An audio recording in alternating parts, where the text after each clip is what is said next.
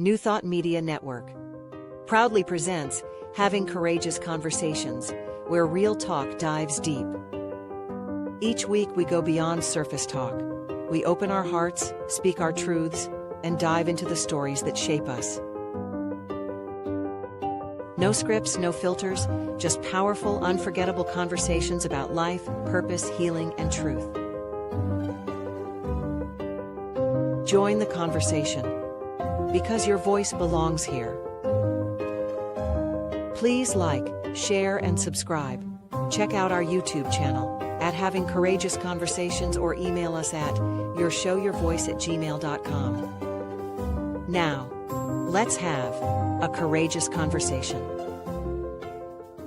The views and opinions of our guest and hosts do not necessarily reflect those of New Thought Media Network, or any organization we may be affiliated with. Here at New Thought Media Network, we welcome freedom of speech and courageous conversations. There are many topics that can be difficult to navigate. Challenging the status quo and engaging in lively debate is important to expanding our understanding of one another, and life in general. Creating a peaceful world doesn't happen because no one disagrees, it happens from a willingness to understanding one another. In our programming, we strive to expand consciousness and assist people in creating remarkable lives. Your comments are welcome at info@ntmedia.org. Good afternoon and welcome to Having Courageous Conversations. I'm Barbara Jean and this is my wonderful co-host here, Marg Dupuis, and I am a guest today as Cheryl Rogers is off enjoying herself at Unity Village. Lucky, lucky girl. Well, having courageous conversations is a wonderful way to spend your Wednesday afternoon or evening, depending where you are. And we are here to talk about all those topics that are a little difficult to get around. But here today, we are setting the record straight. It's easy to talk about all these things and darn well important to do it as well. So, Marg, would you like to introduce our incredible guest? It's my pleasure to introduce Laura, my bestie. Welcome to the show, Laura. Welcome, So Laura. I'll just say a little bit about Laura. Dr. Laura Quirk is currently a full-time professor at Conestoga College. She has been teaching at the university level since 1996. She has an undergraduate degree in archaeology, a master's in anthropology, a master's in history, and a PhD in history, with a minor in archaeology. Wow. Before she was a professor, she was on a disability pension for 17 years due to MS, multiple sclerosis. And it was during that time she managed to get her degree.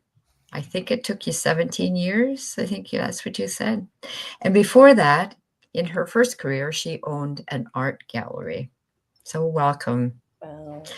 Laura is here Laura. today to share an experience that she had that lasted about 6 months long. It was due to the loss of her voice, and in part because of MS. And Laura became a student in her teaching world. Would you like to share a bit about that, Laura? Well, I sure would. And, there is absolutely no doubt that any good teacher, professor is also a student all the time. And I often think, my goodness, I learn more from my students than they ever learn from me.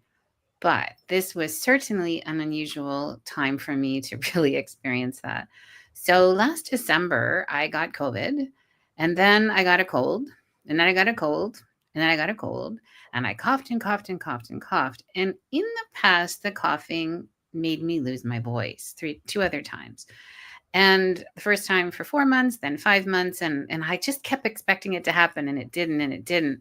And then all of a sudden in February, I lost my voice. And it was just before reading week, and I had been teaching for the semester. So I think that was partly why I ended up okay. But I ended up during reading week going, oh my God, what am I going to do? And Marg helped me with some brainstorming, and we can talk about that. But what happened, no, what happened is that when I came back to my classes, I sent an email to my students explaining that I had lost my voice, and I literally had no voice. Like, there wasn't anything going on. And why that is your vocal cords do this, and my left vocal cord was frozen. So this one was doing its little thing and no sound. So that's what happened at first. There was a second thing that happened later. But anyway, so I'd send an email to my students saying, I don't have a voice. And I said, could I please have volunteers to be my voice in my class for me? And so what I said I would do is send them notes, and if they could read them. I mean, we were online, and there was always the chat function, but I wasn't entirely convinced I would be able to teach using the chat function specifically. So anyway, I sent the email, and in all of my classes, I had 4 classes. And in all of my classes, students came forward and said, I volunteer. And some of them were like, I'm really shy, but I'll do this for you. And so I made a list of who would do it. And so each class, I would just, text or, put in the chat, do you mind doing this, Marg? If Marg was in my class, and Marg would do it, and they would be my voice. And I would comment on things that were going on in the chat. But my students stepped up. They told me later that it made them feel important and special and part of it. And I'd also, in the email to my students, I said, you need to step up. You all need to try hard. We need to work on this together. It's not, can't just be me trying to push from a side where I have no voice.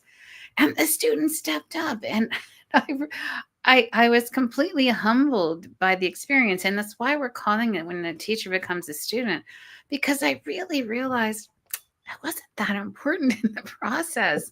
The students were just so good and so fantastic. And so I was shocked. I wasn't expecting that.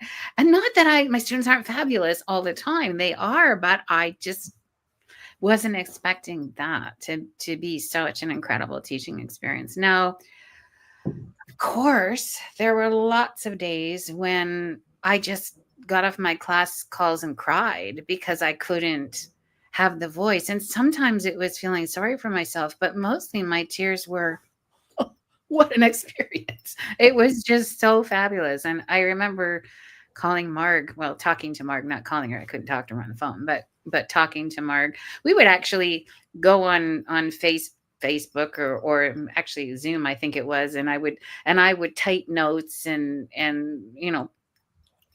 type notes and try to have conversation. And it was slow, but bless you, Marg, you seemed totally okay to be patient with me. And my students were too. That's the thing. Now, in one of my classes, I teach a course called Group Dynamics, and it teaches students how to be effective leaders and how to be effective team players. But I had a class, a really small class there's normally 20 to 25 students, and this was a class of 9 students. So normally there's 5 teams of 4 students or 5 students. So I was like, okay, I'll make them 3 teams of 3. So that's what I did. The 2 of the teams were in crisis, so much so they ended up firing a member of their team each. So they were off their team, out of the class, failing the class. It was a nightmare for all of them, and the students were crying and upset. And here's me trying to mediate by typing, and it was just, bless them, they were patient with me. And the person who was my voice said, "Oh, Laura's typing, just a minute," But there was people in tears, and I learned so much about why the voice is important and the value of having a voice in this process. And I think that's one of the things I want to talk about today, is just things that one learns when you don't have a voice. And I mean, the nuance of conversation is gone. I'm typing away, and by the time most conversation has gone on, by the time I finished typing something, and I'm a pretty quick typer, but it was like the nuance, the minutia of conversation is gone when you don't have a voice, even trying to type. And that was incredible incredibly frustrating for me, especially when I was trying to mediate these poor students who were in crisis. And they were just so patient with me. They really were. And they kept saying to me, we see how hard you're trying. And thank God you have a lot of facial expressions, Laura, because we know what you're trying to say before you just say it.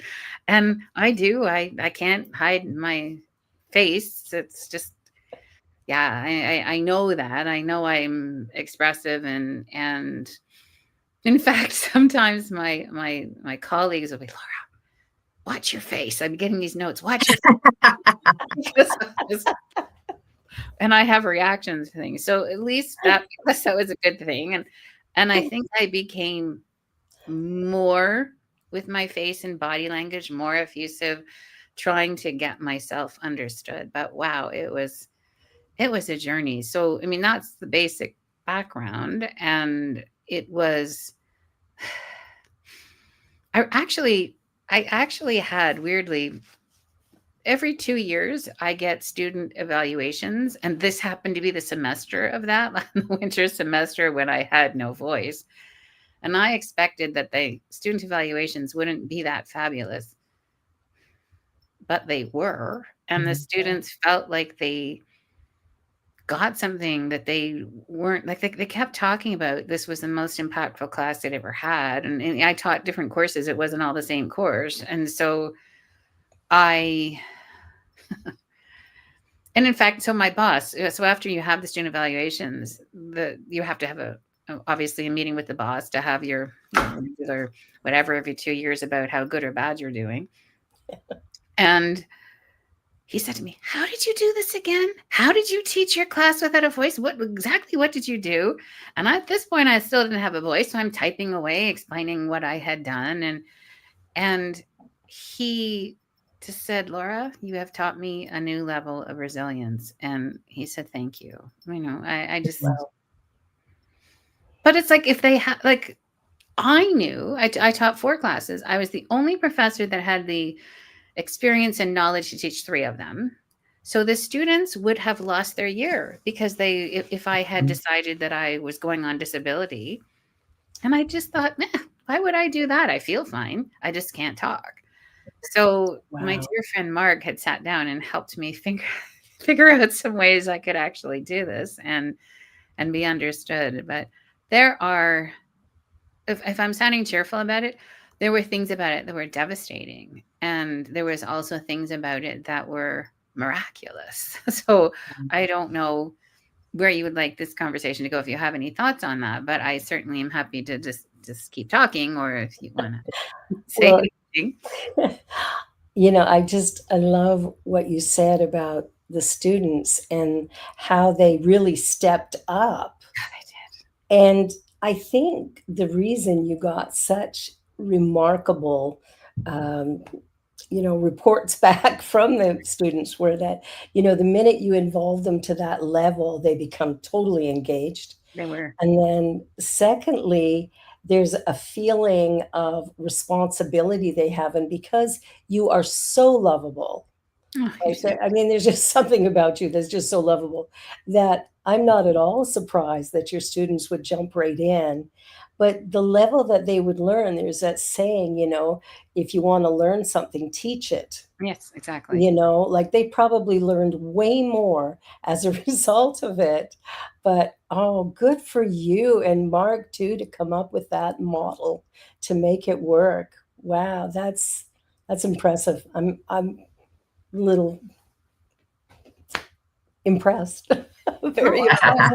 It's not about being, honestly, it was not about being impressive. It was about, I have to make sure the students don't lose their semester. And so, so what am I going to do? There has to be something. And yes, I could have gone on a disability pension, but why? Like, there was nothing that wasn't about that. It was actually, what was interesting was I was teaching a section of Why Normal Sucks, which is a course in the disability minor at the time.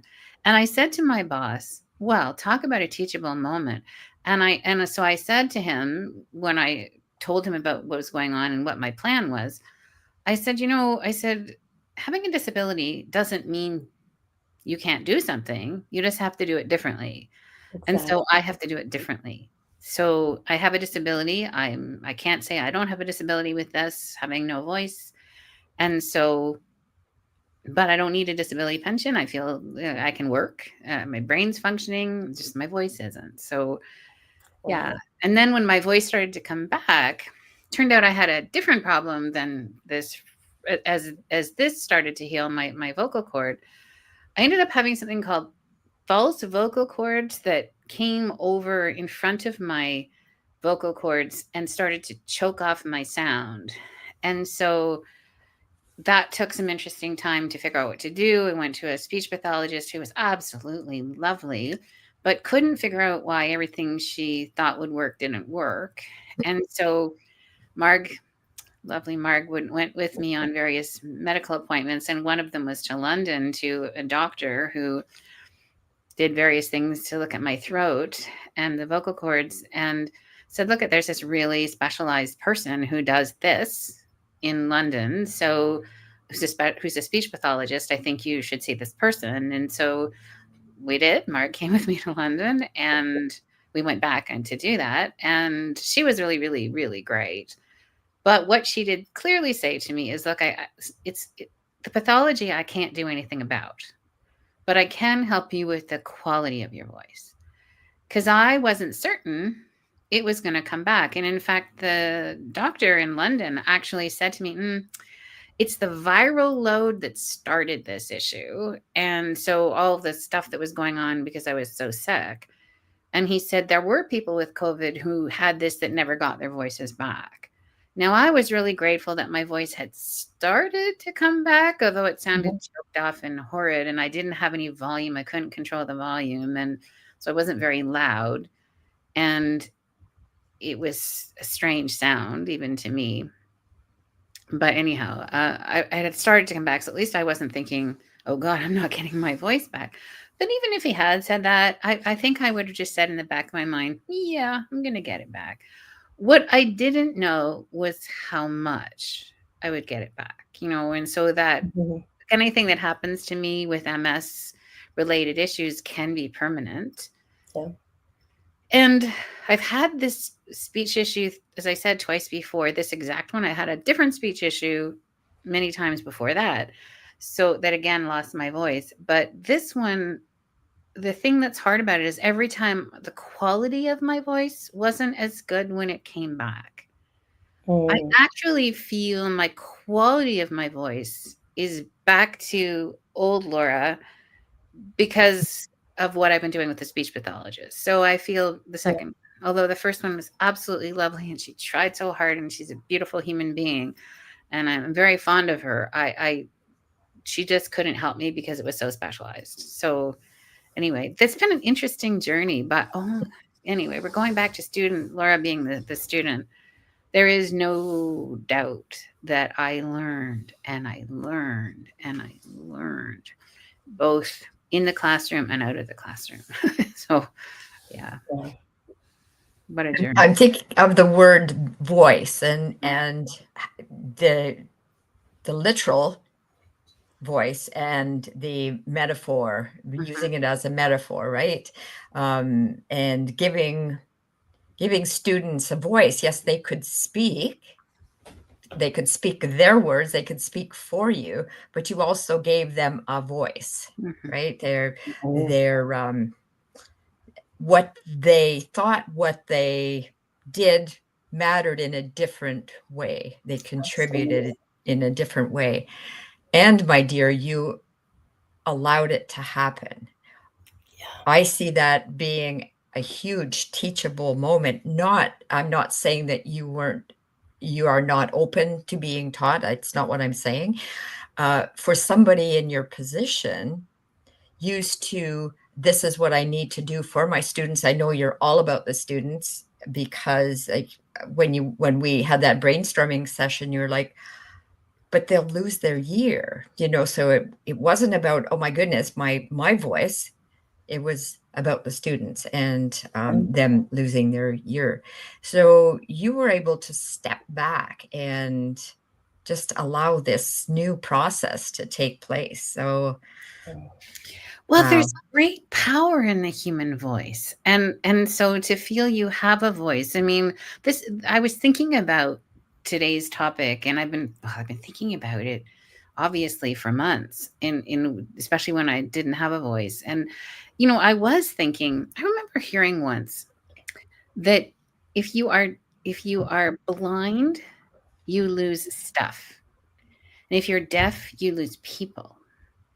Well, I have been blind, and I understand that you do lose stuff. It is absolutely true. I can get a book on tape. It's not the same as holding it and looking at it, and I don't get to see art, and you can't see people's faces, but you can hear their voices. And so, but when you're deaf, you don't have the nuance. Well, I've never heard anybody speak about what if you lose your voice, but it is like how I imagine it would be being deaf. It's not that I didn't have a million thoughts in my head, but I couldn't make them understood. And it was, again, the nuance, the minutia of voice it was missing, and conversation and ideas and thoughts. So you're right, Mark. I kept thinking, I'm empowering students to have a voice, and they are empowering me as well by doing that for me. It was, I mean, I talk for a living. But I didn't have a voice. And so being able to get, like I said, think about it as how powerful the voice is. And even I found myself thinking so much. So what am I saying I shouldn't be saying? And what am I not saying that I should be saying?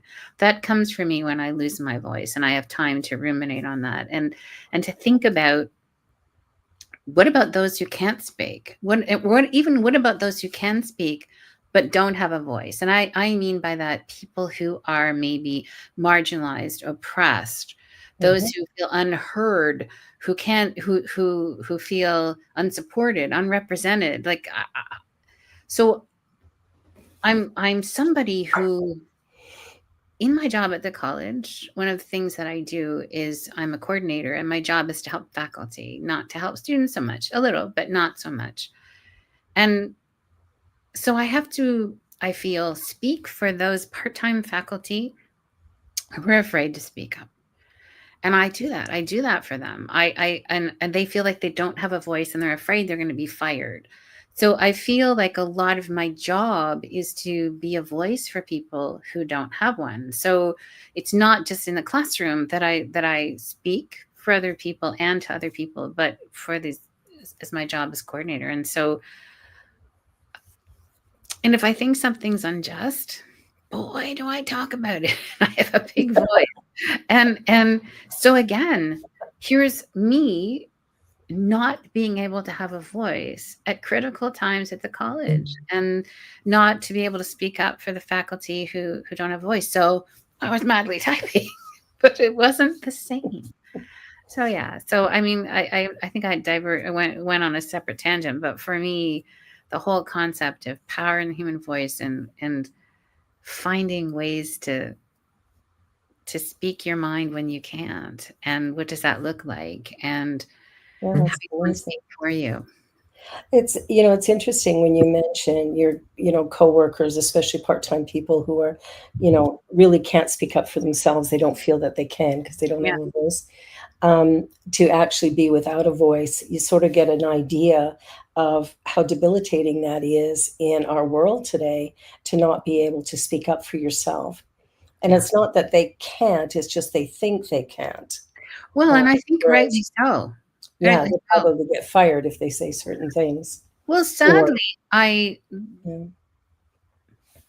known of some people who haven't been fired because, quote, they're too opinionated and they're women.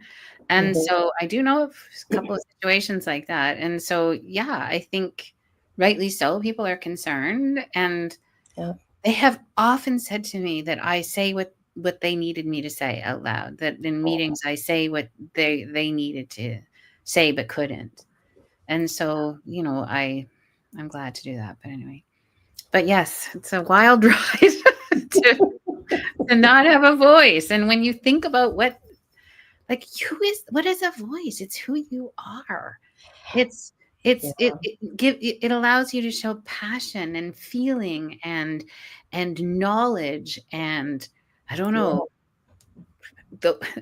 and who you are. Who are you if you don't have a voice when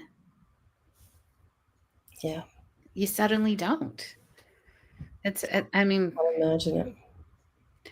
Yeah, it gave me thinking about an awful lot of things and about the privilege that I have in my job, the privilege I have in having a voice, in being paid to have a voice, and to know that even when I can't talk, people listen, and I have to, I find a way to have a voice. And yes, Marg has spoken for me many times in various appointments, and students have spoken for me, and you can guess sometimes I love that. And sometimes it's like, oh, come on, I've got all this stuff going on in here and I want to say something. And it's interesting. It's an interesting journey to have no voice. No kidding. Well, we're at our halfway point already. Okay. How quick is that? So we're going to take a short little commercial break. You've been watching Having Courageous Conversations here on the New Thought Media Network with our wonderful guest, Dr. Laura Quirk, and we will be right back. So don't go away.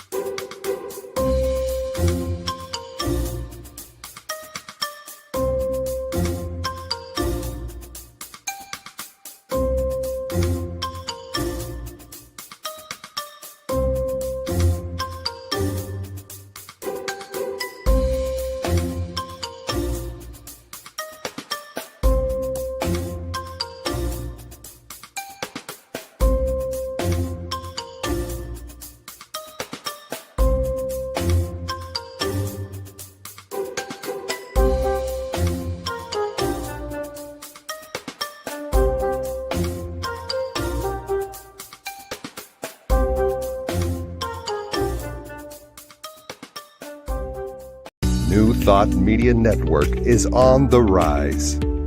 We're looking to grow with you. Do you have technical media experience?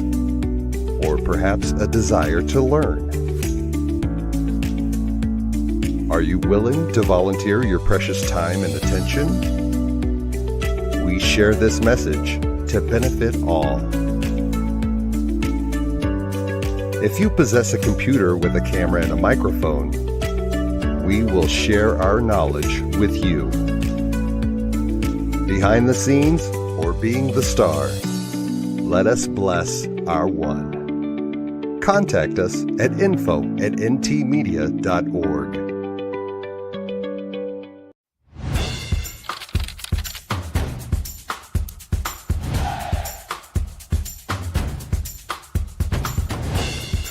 New Thought Media Network.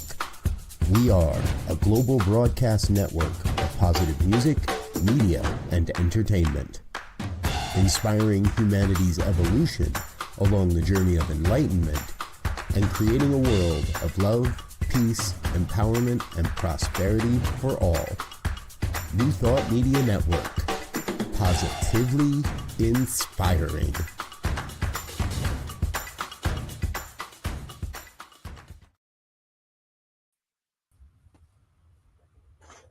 And we're back. And we're back. We're talking about when the teacher becomes a student. Wow, this has been a remarkable conversation. I gotta say, I only had one experience of not talking, and that was a 10-day meditation retreat. And what was very funny about it was one person in the room who, because there were 8 of us sleeping in like bunk bed type things, but one woman, about day 3, she started going, I think she was afraid that she'd never get her voice back. She wanted to make sure it was still there, so she would cough. But it was interesting to not not really hear people speaking for the most part and not speaking for that. But that's only 10 days. I can't even imagine 6 months. And I like to talk a lot. So, yeah, that's, wow. That is really. There was some ingenious ways you came up with, Laura, on how to communicate. You know, I'd sit beside Laura on the couch and she'd have her laptop and typing away. I'm just thinking, do you have a specific, not a specific, something that stands out for you? One of your students excelled in a certain way that maybe you didn't think they would, or just some like wow moment? I had lots. Yeah.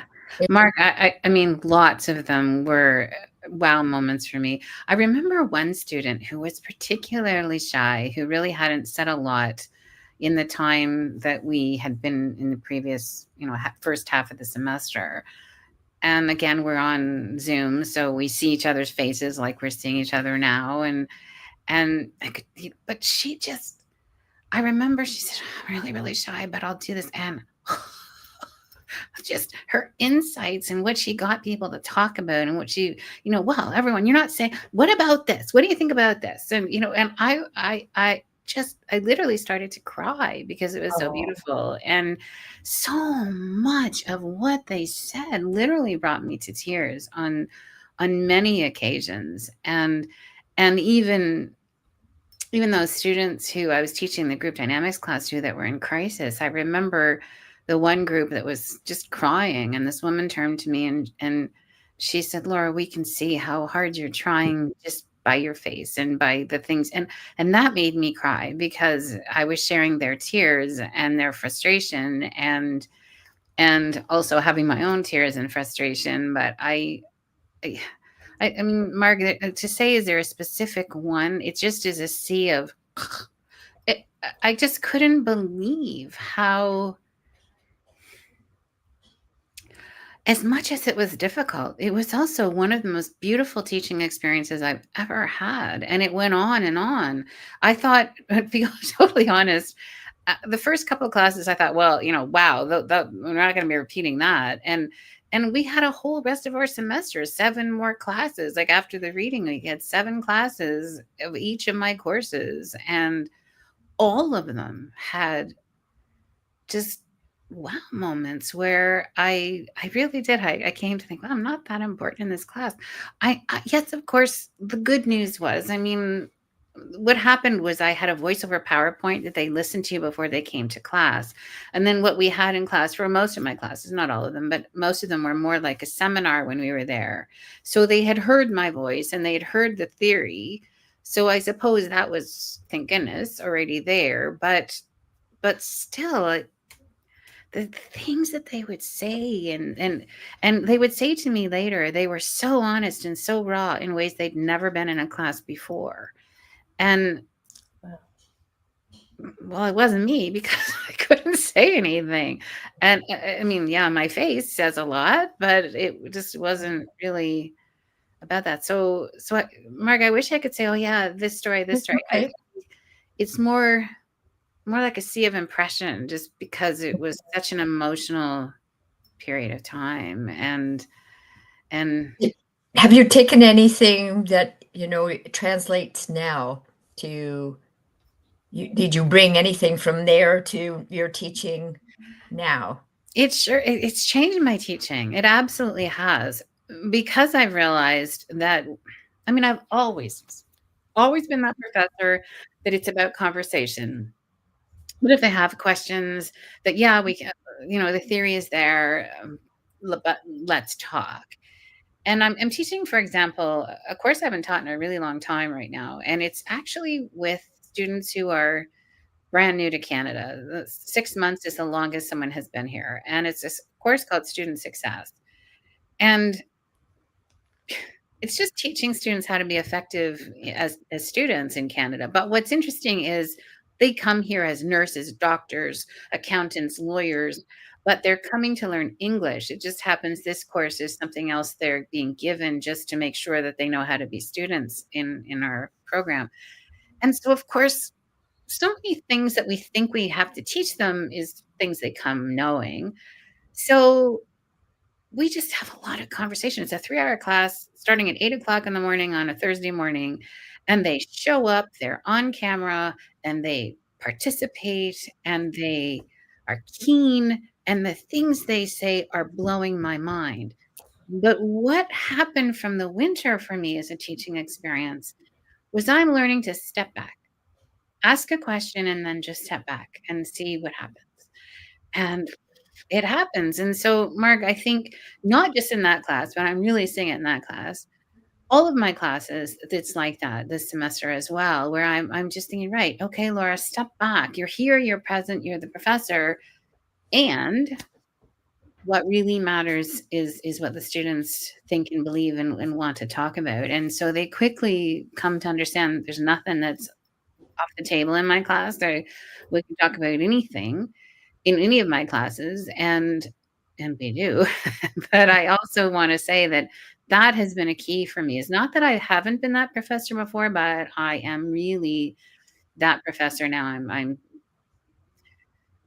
posing questions. In fact, I talked to a student who I had 2 years ago, and they're in a class that's required in there. And so I have them again. And they stood after class yesterday and said to me, Laura, I just need to say to you, like, this class is so fantastic. You ask questions and you listen, and you just listen. It's like I do. And so I think that's what they need and want. So I've always been that professor, but honestly, Mark, I would say learning to just listen. In fact, I have a little sticky note I put on the back of my computer wall. You can't see it, but it says, less of my mouth, more of my ears.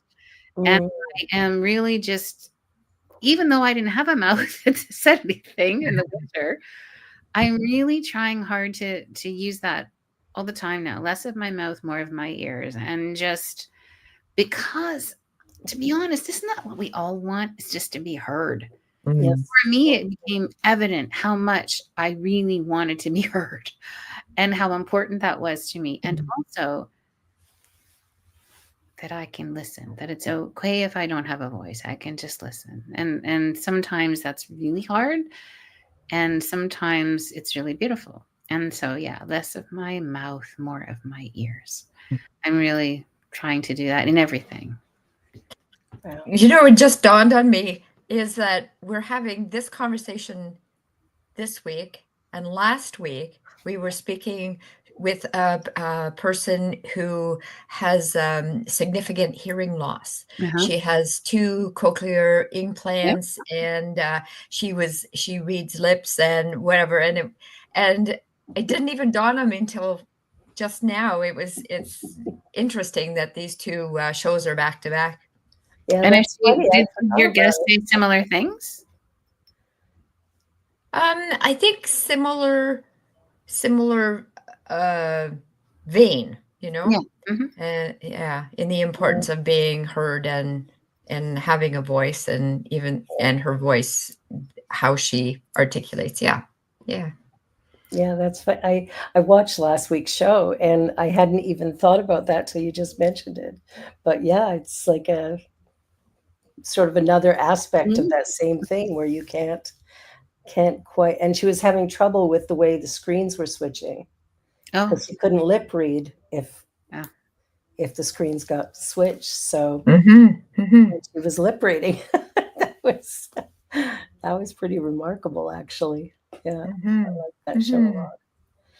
It's interesting when you think of not having a voice. I mean, I can't quite imagine it, because being in a similar profession as you, where I speak all the time, it's like, you know, how do you do that? But what I love most about what you're saying is how, by allowing yourself to be present for the right reason, you were there for your students.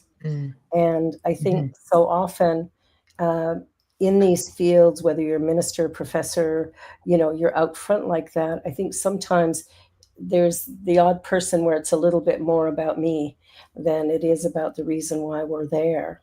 And I love that you articulated you were there for your students, and you were going to make that work come hell or high water, you are going to make that work. And like everything else in your life, you have that let's just get it done attitude, and you always get it done. Well, I really believe that. I really, really believe that there is, Yeah. and the thing about having a disability is you learn. It doesn't mean I can't do it. I just might have to do it differently. And this was one of those times. Absolutely. Yeah, you're right. That is me. It's always been me. I mean, I remember a friend saying to me once, "My goodness, Laura, you know, like, you know how there's a wall in front of you? There's no walls in front of you. You go over them, around them, under them, you go through them, you find a way. Like, just You for you knock to them walk down. away, there is no wall." And it's like, yeah, I tend to be that person for sure. And also, I really, bless you, dear. I really want to say I am not wanting to minimize how difficult it was, because I Of think, course. you know, I sound all cheerful about it because it was a fantastic experience, and it also wasn't, so really wasn't. And Of course not. also, I mean, this one lasted 6 months. The first time 4 months, the next one 5. Anything that happens to me can be permanent, that from MS. Exactly. And so then add a viral load apparently, and other things to it. Anything could be permanent. And so I I always just think this won't be permanent, that I'll find a way. But you don't know. You literally, No, you don't. You I don't literally know. I had no voice. There was just nothing coming out. And to be honest, one solution could have been that I to get a machine that could talk for me. I did say to my boss once that when he found out I had MS, and he said, "Oh my goodness, I know what it can do. Like, I'm concerned." And I said, "Oh, there's machines that can carry me. There's machines that can talk for me. There's machines that can whatever. I'll be no problem." But I didn't want a mechanical voice speaking for me. I thought the students would relate more to each other. And so I'm really glad it worked out that someone could speak for me, because as it turns out, in the last couple of months, I did get a machine that can talk for me. And it's quite cool. And I will take it. In fact, it's been encouraged that I take it with me and use it when I'm in the mall or a shopping store, so I don't talk, so I preserve my voice. But funny thing about our voices is they're muscles, so we have to use them or we'll lose them in a way. So there was a bit of a, have I lost some because I was so long not speaking as well. And so anyway, not the case as it turns out. But I did get that machine because I thought, fine, okay, for times that make sense to save my voice so that I can speak when I want to speak, then okay. Having said that, I haven't used it yet because my voice feels stronger than it has in a really long time. And so I'm actually singing again, and I'm kind of a singy little gal. I've always been a singy person. And it's been really lovely. I used to be a soprano. I'm an alto now. That's the only big change since losing my voice all these times, is my voice quality has dropped. Of course, that happens at my age anyhow. But hey, at least I can. And anyway, yeah. Isn't it cool, the different devices that are available, adaptive equipment, right? And we still haven't played with that machine, Laura. We need to get playing with it, because I remember when the person at the speech at Freeport who said, you can record your own voice. So it's not going to be a mechanical voice. Should you need it, it will be your own voice. Which you're right. I should be banking my voice. You're absolutely right. I should be doing that. Yeah, it's just been kind of a very busy semester. So of course, just slowing down a bit now for me. So I'm able to look at doing other things. So this is a perfect week for me to be doing this, for example. But yeah, good point. Look at me getting all excited. Let's go play with your machine. Well, I'm excited too. Having my own voice would be really wonderful, to be able to play something. But again, it's not fast. Probably get faster at managing it. And it's wonderful that it's there existing. I'm thrilled right down to my socks. And I hope I don't need it. I said when I picked it up, thank you. And I hope I never see you again. And I hope I never need this, actually. So good for you. Good for you. I think what you do, which is sort of what we teach in Unity and in CSL, is that, our mind is such a powerful contributor to the experiences of our living. And so if we think along the lines of I can, we get to be right. And if we think along the lines of I can't, we get to be right. I tell that to my students all the time. Yeah, and you're always, what so impresses me about you in all the conversations we've had through these shows is you're always upbeat and positive, but honest and real. You're not going, oh, it was nothing, piece of cake, man, just no. You're going, I cried, I struggled, because that's the truth of it. And I think that authenticity that you have is really why your students stepped in the way they did, because they love you. I really believe they do, They because tell me that. They literally tell me they love me. I'm not surprised. They literally do. I got told that yesterday by a student, and I'm like, okay, thanks. But it's true. You're authentic and productive and powerful and life-giving in the things that you do. So as a professor, even in allowing them to be the teacher, you are giving them an opportunity which completely transformed probably more than their year. They would have learned more in that semester than they've probably learned in their lifetime by having to step into a role that is not theirs, but to do it because they care. Yeah. Making me teary, obviously. And yes, they told me that. And many of them thanked me deeply after. And they wrote those kind of comments. Who gets that on your teacher evaluations? But, it was not what I expected. That's why my boss said, like, how did you do this again? When he read the comments, because he just couldn't understand how I had no voice. And yeah, there's just, again, there's such power in the human voice and power in how we think and what we decide we're going to do. And yeah, you're right. I am someone who is going to find a way, but I told you before, and I'll say it again. Whenever something happens to me that's new or hasn't happened for a long time, I give myself 24 hours to wallow in self-pity. And then I'm done. But I really wallowed this time, because I was like, oh my God, what am I going to do?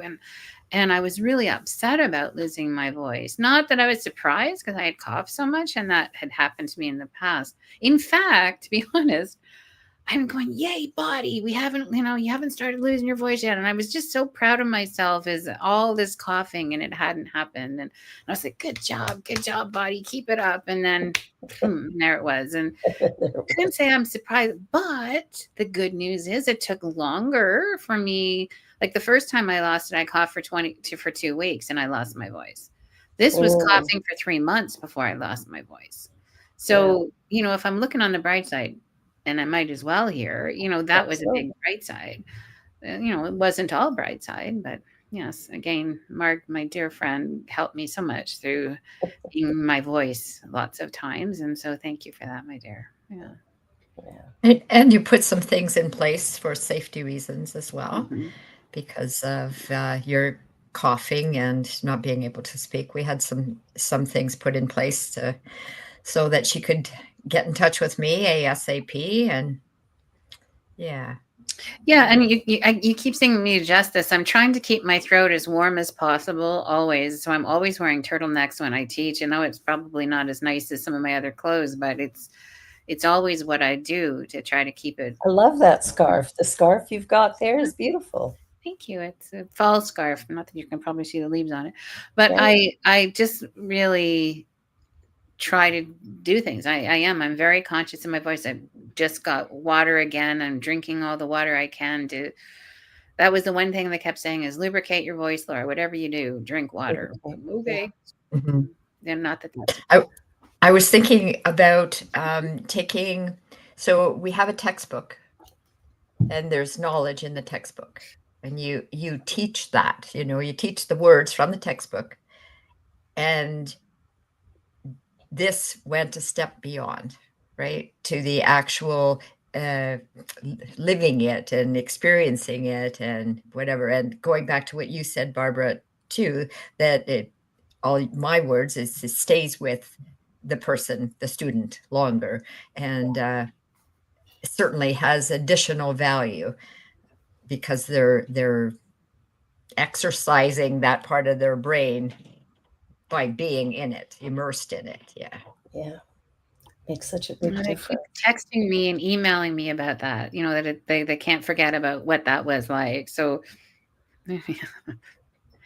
if that's a positive that comes out of it, I'll take it, right? I'll take it. Oh, Mm-hmm. that's a big positive.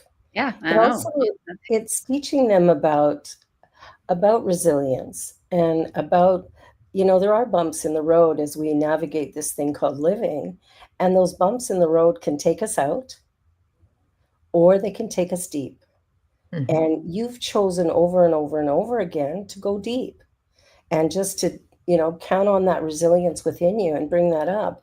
And I think they say that you can say a lot of words to people, but what you do speaks way louder.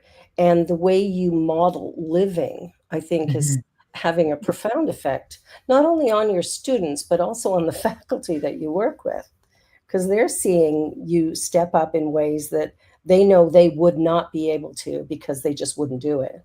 Right. Yeah, And there I you got are. told that. Yeah. Mhm. I told that. I did. So Which, you're, I mean, I was just like, really? You would, like, I'm thinking, really? You wouldn't be doing this? Like, but yeah, thank you. I certainly believe in that. I believe in living authentically, and I can't not. I can't not. I can't not. So it's yeah. And when you can't have a voice, that became, how do I do that? How do I live that way? How do I live the way I want to live if I don't have a voice? And what does that mean? And again, I'm going back to the thing that was so incredible is students who didn't have a voice before, thought they didn't, found them and stepped up. And, that was beautiful. Yeah. I don't know. There's so many things I could say. And I feel that the whole thing about what voice is and what it means and how and who you are if you have a voice and who you feel you are if you don't, and how is that different, and what does that look like? I know there's lots of times in our lives, especially as women, that we don't have a voice, that we feel unheard, that we feel oppressed, and rightly so, that we just don't feel heard enough. And I know I've told you this, I think, before, but when I lost my voice one other time, I lost my voice in the brainstem areas where it comes from. And it was all through here where my esophagus didn't close. And so I could have choked to death, and my palate didn't lift, and I sounded deaf because the air came out of my nose. And I was in the hospital because my brainstem was swollen and I couldn't get it down. And I just remember sitting there in the hospital room. I was there a month in London at the time. And I remember the doctor wasn't sure I was going to make it because there's only so much room in your brainstem for it to keep getting more and more swollen. It'll go kaboom. It's like a balloon in a box in a way, if you want to look at it that way. But I just remember thinking, I'm going to get out of here. And I promised myself that I would always speak my mind. Once I got my voice back, and I knew I would eventually, I was convinced of it, that I would always speak my mind. And that was maybe 30 years ago now. And I've always done that since. I've not stopped. And so, but when you don't have a voice suddenly, how do you speak your mind? How do you make yourself understood? How do you advocate for other people who don't have a voice? And so, it's funny because one of my jobs is to run the department meetings we have every semester, which are all faculty meetings, we call them, and we just talk about changes that have happened and things that have happened, and I run them. And I had a friend help me, but I said, I'm going to do the first bit because I'm going to prove that it's okay if there's other ways to do things here. So I just started typing and, hello, everyone, welcome, I don't have a voice today. And we were on Zoom. And my boss's boss suddenly interrupted and said, Laura, where's your voice? And I said, and I write, my voice isn't important here. But what is important is that we're all speaking about things we need to speak about and whatever. And I just thought it was really important to show my boss and my boss's boss that just because I didn't have a voice didn't mean there weren't things for me to share and say. Now, my dear friend Cynthia did the rest of the meeting for me as she was my voice. And that's, again, I'm speaking on Laura's behalf. Here's what we're doing. We've talked about it. This is what she wants me to say and do. And it isn't about me, but what was cool about it is just, again, finding a way, right? And so, well, it wasn't even, I thought it's a teachable moment for everyone, which is why I did it, because it's all faculty and my bosses and boss and et cetera, that I thought, here's a teachable moment for everyone. Let's find it. If it's not what you want to do, it's not how I want it to be, but it is what it is. It is. And showing up the way you show up with your different abilities, Laura, gives permission perhaps to a student that might have a disability, another co-worker, peer. So showing up as your authentic self in your body, expressing the way it expresses, gives other people perhaps permission to be as authentic as you are. And I see that we're winding down here, or winding up, however you want to say it. Yeah, so we're, we always ask at the end of these shows, what's one little takeaway you'd really like people to get from this show today? What is the most important thing for you, Laura, do you think? How does one come up with one thing? I think what I will say, actually, is what I believed was the teachable moment all along with losing my voice. And that is that just because you have a disability, just because something is not what you might want it to be in the way your body is working, doesn't mean you can't do it. There's always a way you can find a way. It may not be the ideal way, it may not be the way you want, but there's a way. Or maybe lots of ways, but especially there is a way. And so that's what I want to say, is that there is a way. There always is a way. Beautiful. Love it. What about you, Mark? What was your most poignant moment, shall we say? Mm-hmm.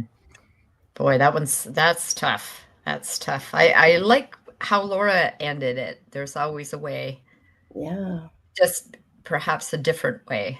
Doesn't have to be the way it always has been. Yeah, because everything does change. Mm-hmm. And what I would add, I think, is that, people hear more from us than just our voice. They hear and see our mannerisms, our intonation. There's all kinds of things that the way we stand, the way we present ourselves.